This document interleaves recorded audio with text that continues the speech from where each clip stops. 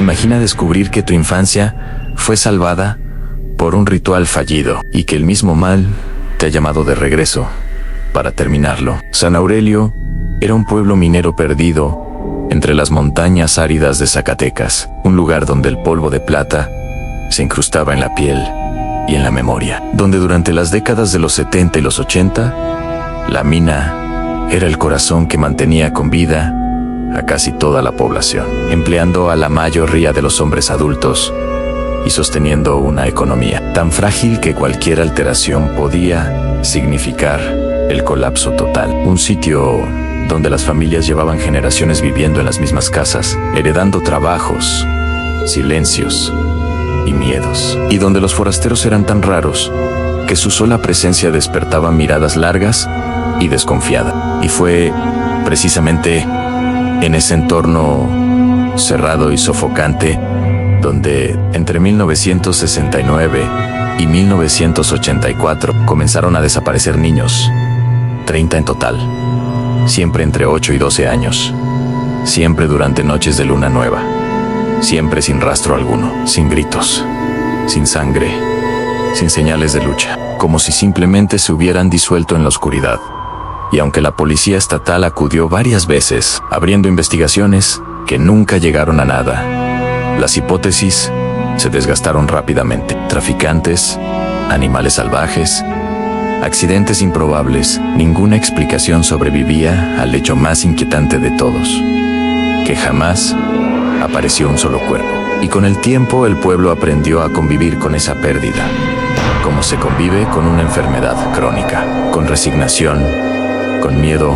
contenido, con un silencio que se transmitía de padres a hijos como una advertencia no verbalizada, hasta que en 1984 llegó al pueblo un nuevo sacerdote llamado Padre Esteban Rocha, un hombre joven de apenas 29 años, idealista convencido de que la fe debía implicar acción, involucramiento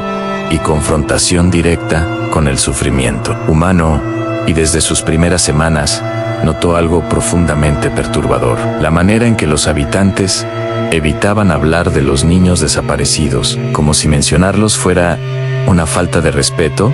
o una provocación peligrosa. Y cuando preguntó por qué nadie exigía justicia real, las respuestas siempre eran evasivas, que ya se había hecho todo lo posible, que remover el pasado solo traía más dolor, que era mejor dejar descansar a los muertos. Aunque nadie pudiera explicar cómo podían descansar niños cuyos cuerpos jamás habían sido encontrados. Así que el padre Esteban decidió investigar por su cuenta, revisando archivos parroquiales, entrevistando familias bajo el pretexto de apoyo espiritual, anotando fechas, edades y ubicaciones, hasta que descubrió un patrón que le provocó náuseas. Las desapariciones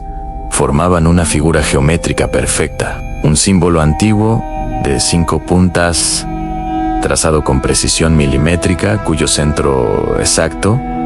coincidía con la casa de Aurelia Montoya, la directora de la escuela primaria, una mujer respetada, devota, considerada ejemplo moral del pueblo, abuela cariñosa,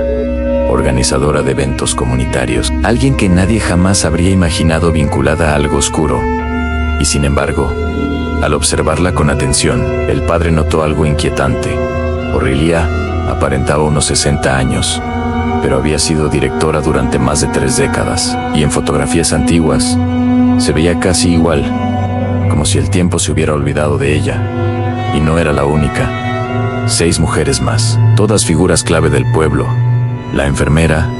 Clara Ibarra, la comerciante Marta Solís y 4 amas de casa influyentes compartían ese mismo envejecimiento anormalmente lento, todas amigas cercanas, todas reunidas cada mes durante la luna nueva en la casa de Aurelia, para lo que llamaban círculos de oración nocturnos, reuniones que coincidían exactamente con las fechas de las desapariciones. Y convencido de que estaba ante algo mucho más grave de lo imaginable, el padre Esteban decidió observar una de esas reuniones, escondiéndose cerca de la casa la noche indicada, y lo que presenció lo persiguió el resto de su vida. En el sótano, iluminado por velas negras, las 7 mujeres trazaban símbolos con sangre fresca, mientras entonaban cánticos en un idioma antiguo que hacía vibrar el aire. Y en el centro del círculo había un niño de 11 años, amordazado, atado, con los ojos desbordados de terror, un niño llamado Lucas, a quien el padre reconoció de inmediato como uno de sus alumnos de catequesis, y sin pensar en las consecuencias, irrumpió gritando, exigiendo que lo liberaran, momento en el cual las mujeres se giraron al unísono y sus rostros dejaron de parecer humanos. Aurelia habló con una voz que no era una sola, revelándole sin rodeos que el aquelarre llevaba operando más de 3 décadas, ofreciendo niños a una entidad antigua a cambio de prosperidad, estabilidad económica y juventud prolongada. Cada sacrificio les otorgaba aproximadamente 2 años de vida preservada, y el pueblo entero lo sabía, lo aceptaba y lo protegía, porque sin ellas, la mina habría cerrado, el empleo se habría perdido y la comunidad habría muerto lentamente. Y entonces le dieron a elegir unirse como guardián silencioso o morir esa misma noche junto al niño. Pero el padre, Esteban, reaccionó con desesperación, arrojando agua bendita sobre el círculo, rompiendo el ritual, liberando a Lucas y huyendo hacia la iglesia, donde se refugiaron hasta el amanecer, solo para descubrir que nadie acudiría en su ayuda, porque el silencio del pueblo no era ignorancia, era complicidad. Y lo más aterrador vino después, cuando Lucas comenzó a recordar fragmentos de un ritual anterior, descubriendo que ya había sido llevado allí años antes, salvado por alguien que luego desapareció. Y al investigar archivos antiguos, el padre Esteban comprendió la verdad final. Él mismo había sido ese niño décadas atrás. Había escapado de un sacrificio incompleto y había regresado sin saberlo al lugar que lo reclamaba. Huyó esa misma noche, llevando a Lucas lejos, y años después, las mujeres fueron arrestadas por fraude, no por asesinato, encontrándose restos de niños enterrados bajo la casa. Aunque jamás se reconoció oficialmente la naturaleza ritual de los crímenes, hoy San Aurelio sigue existiendo. La mina cerró, el pueblo se marchita lentamente, pero quienes vivieron allí saben que su prosperidad fue comprada con sangre infantil. Y si esta historia te dejó ese nudo en el estómago, esa incomodidad que no se va, entonces entiendes por qué en historias, secretos y curiosidades contamos estas verdades incómodas. Suscríbete ahora, activa la campana y comparte este relato, porque el conocimiento